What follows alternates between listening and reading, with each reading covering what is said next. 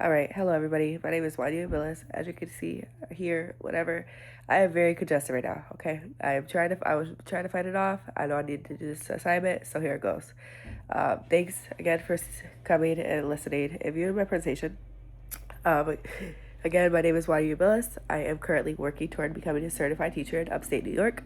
In my presentation, I discuss my personal values, my biases, and my understanding of professional expectations and the importance of professional growth and lifelong learning and education.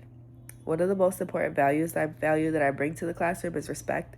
I believe that all my students deserve to be valued, heard, and supported no matter what, regardless of their background, culture, abilities, or personal circumstances. As an educator, I always want to create a positive learning environment for my students so that they can feel comfortable raising their hand, taking risks, building a community in my classroom. That's what's very important to me, right? Like all individuals, I recognize that I have personal biases. Biases are often shaped by our experiences, upbringing, and perspectives. As a future educator, it is important for me to continuously reflect on my beliefs and assumptions to ensure they do not negatively impact my students, right?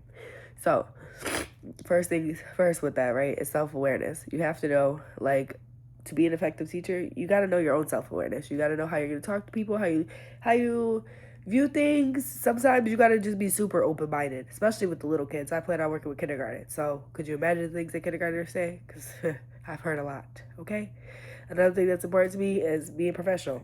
All teachers are expected to maintain high standards for themselves, right? Look good, feel better. When you're teaching, you just want to be there, be present, be prepared, reliable, organized, all those things. You just have to be there, be on time, and committed to meeting these students' needs, because they're walking into your classroom every day and they want you to teach. You're a teacher, right? Like, you're their teacher for the day. This is it.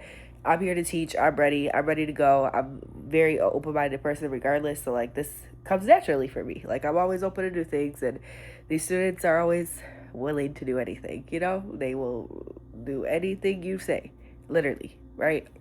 So, another thing that you want to do when coming into this profession is have a collaboration.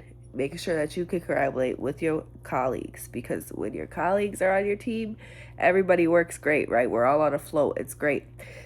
So, working with colleagues, administrators, support staff, and families, it helps create that strong support system for your students. Your students are like, hey, she knows my mom, so I guess I got to be good for her, right? Anyways, that always helps. Also, another thing that, like, I just really, really think stands out is your own professional growth. We have these PD days as teachers. I need my professional development days, because when I tell you I have always learned something new for these professional development days, we always learn how to be more open with each other, how to take from each other and say, oh, this is how you teach, this is how I want to teach. Education is always changing. We always have new research. We always have new instruction strategies. We have all these things that are merged together: technology, life outside of school. All this stuff comes into your classroom each and every day. So because of that, teachers must be committed to always learning more, okay? Always wanted to know everything, everything about everything. And whether through the workshops that they give us, the mentorship, all that is very important. And it helps me be committed as a growing educator. It makes me want to show up. It makes me want to learn new things. So, becoming a lifelong educator is important to me, because I believe that the best teachers model a love of learning for their students.